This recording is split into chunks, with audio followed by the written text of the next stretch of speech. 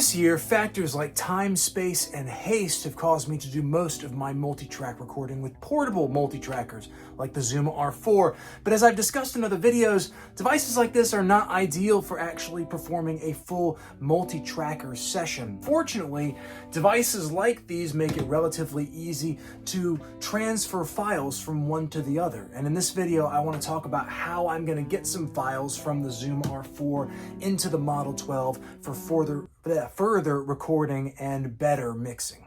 When you create a new session in the Model 12, you make some important decisions about the nature of that session, and those decisions affect the kinds of sounds that you can import. For example, if I go into the menu and move to create a new song, you'll see that in addition to having an option to name it, I get to pick the kind of sound that I want this device to record. Your options range from 24-bit and 48K on the high end down to Redbook 16-bit and 44.1K. Be mindful of the sound quality settings that you choose because they affect how you'll prepare your outside files to be imported into the Model 12. I'm going to pick 24-bit 48K, and when I do that, the Tascam is going to create a session that is expecting to create and receive files of that type. Fortunately, these are digital devices and it's pretty easy to get files out of them, and if the files I recorded with the Zoom R4 were in the appropriate format, it might just be a drag and drop exercise, but they're not. The Zoom records files in 48K but with a 32-bit float. That file type is different than the file type that I've set for my session and is incompatible with the Model 12 in general. So I can't just drag and drop files from this device. Instead, I have to save them somewhere and convert them to the appropriate bitrate and depth.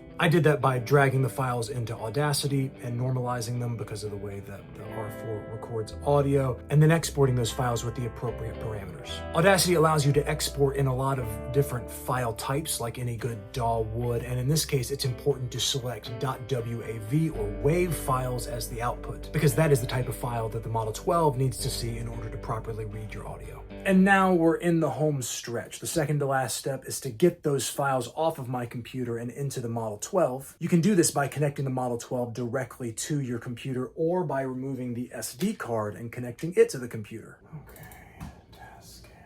In both cases, you're going to be looking for a file folder titled Music. That's the place where you want to save any files that you intend to import into the Model 12. Then you disconnect from your computer or plug the SD card back into the Model 12 as needed and go looking for your files. If I did things correctly, these should be easy to find. I go to Menu and down to MTR, which is short for multi-track recording. And in the Track Edit menu, you can find an option to import. If I click this, I should see the files that I've saved on the SD card.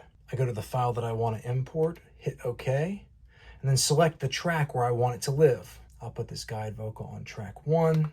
And I crossed my fingers as I fell asleep. The drum machine itself onto track 2. So I loosen my... I think it sounds kind of good. And then the bathroom echo tracks on 3 and 4. And now, unless I've screwed something up, I should be able to access those tracks in the Model 12 as though they were recorded here originally. And I crossed my fingers as I fell asleep, with stars on the answer wishes, with sweet dreams.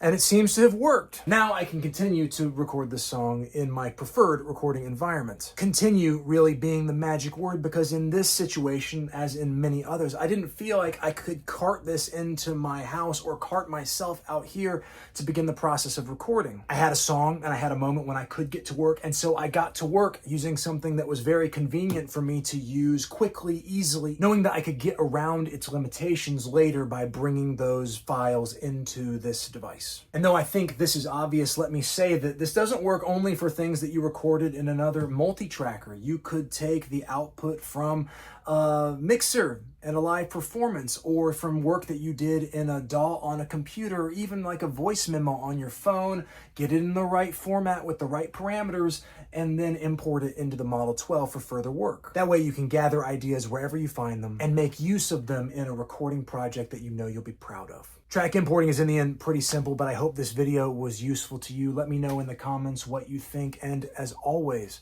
I hope you're doing well. Take care of yourselves, and I'll see you around.